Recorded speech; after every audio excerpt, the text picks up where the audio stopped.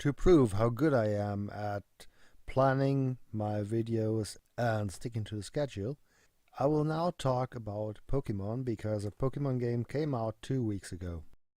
Yeah, I'm bad at scheduling. Okay then, Pokeballs. How do they work? This is a common question, and I don't think there's a suitable answer yet, even though there's a lot of theories being thrown around.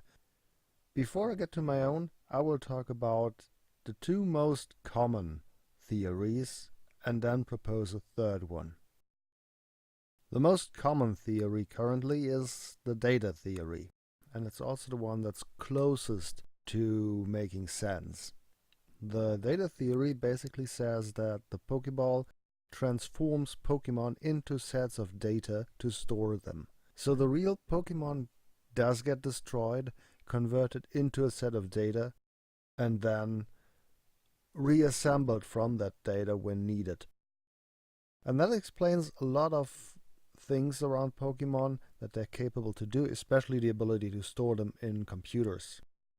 On the other hand, aside from being cruel because you basically destroy the Pokemon completely when you catch it and make a copy of it, there's also the problem that as a simple set of data, it should not be able to interact with the environment while in the Pokeball the way it does, and I have not yet seen any way to explain those abilities.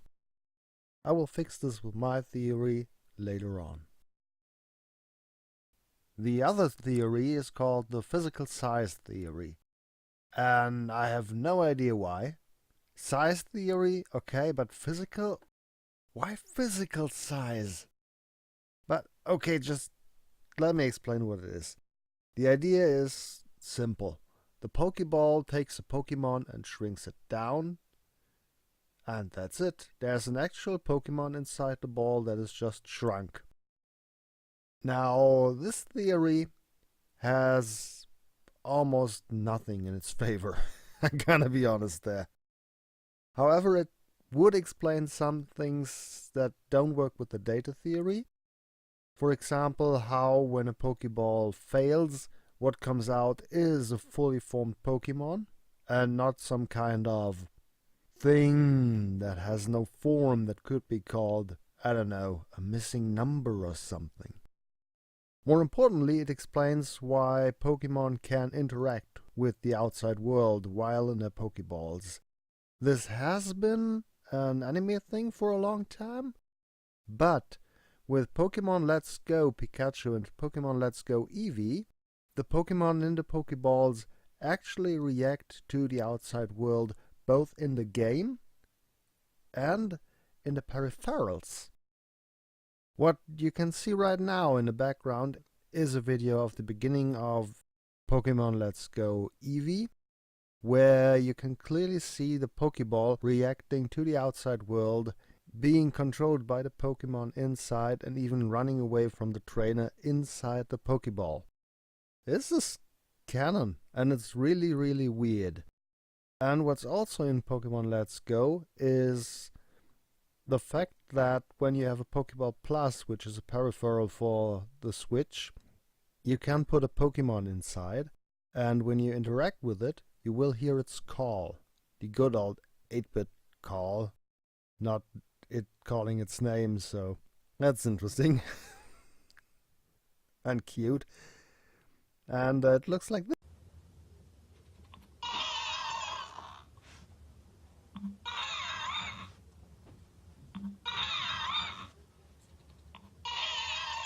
this. The problem here is, of course, that everything else Pokemon can do in the games doesn't work with this theory. Especially the crucial fact that you can transfer Pokemon through a PC. You can put Pokemon online in the games. You can use a PC to store them.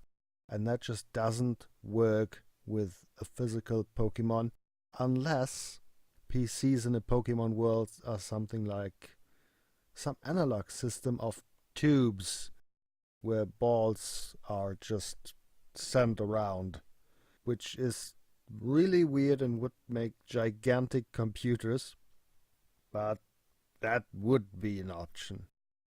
However, I shall now propose my third option. I should mention that I will ignore the manga and the anime of Pokemon because I completely base this on the games. They are what matters. The manga and the anime have stylized content.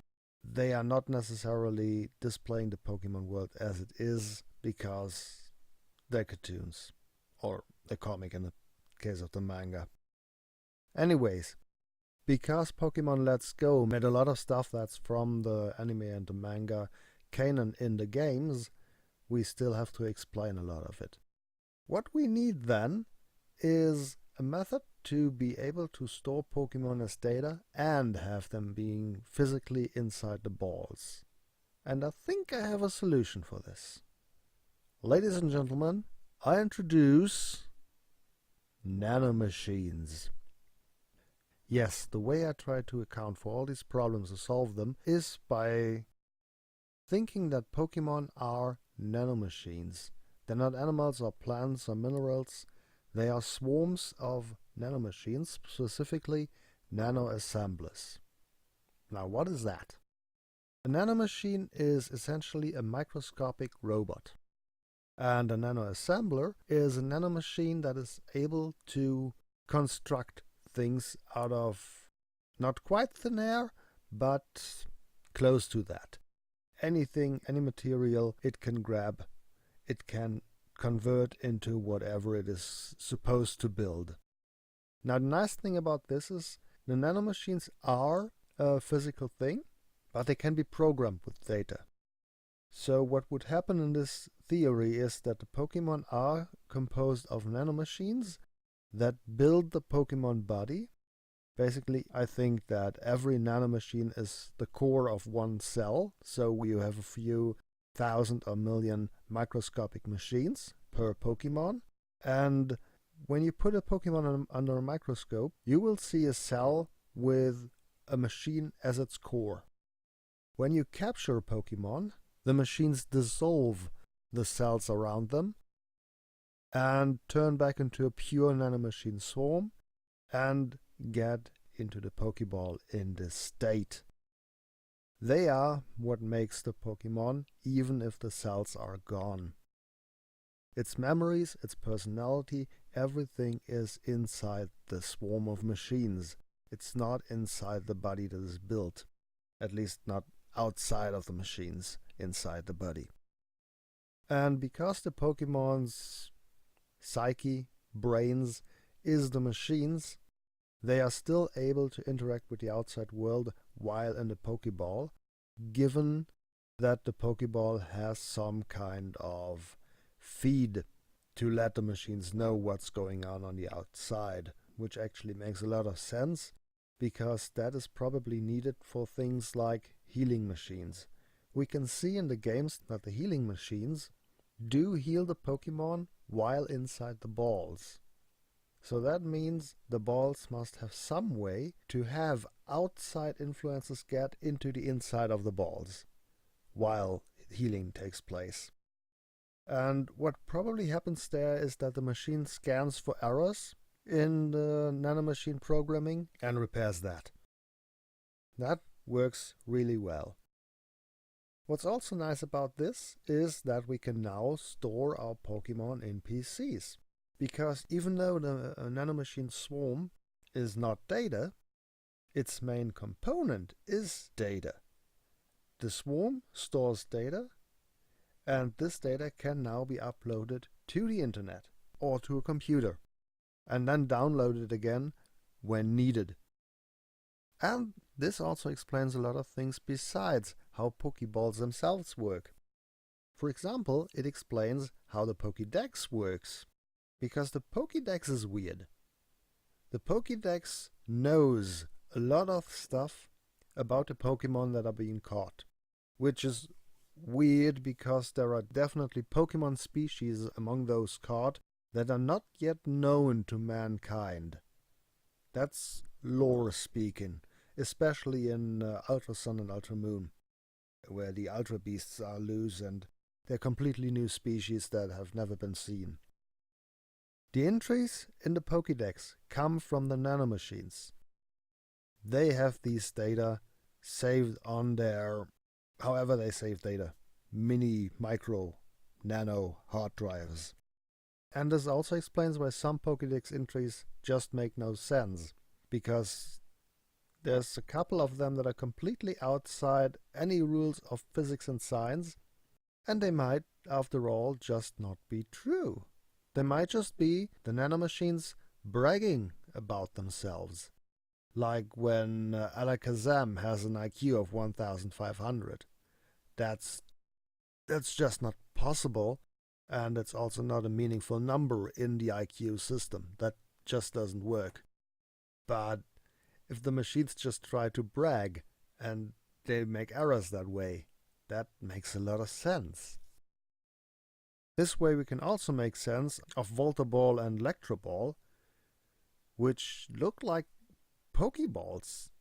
That is strange, but they might be the result of a containment failure in a Pokeball, where the nanomachines just took over the Pokeball. Nanomachines could feasibly do that.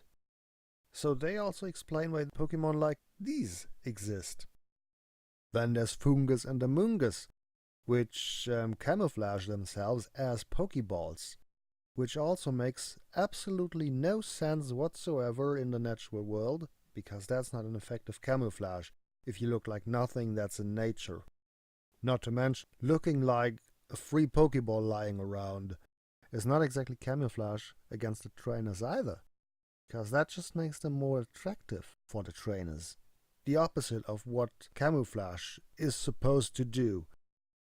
But if it's the result of an error in copying done by the nanomachines, it makes sense why these Pokemon exist.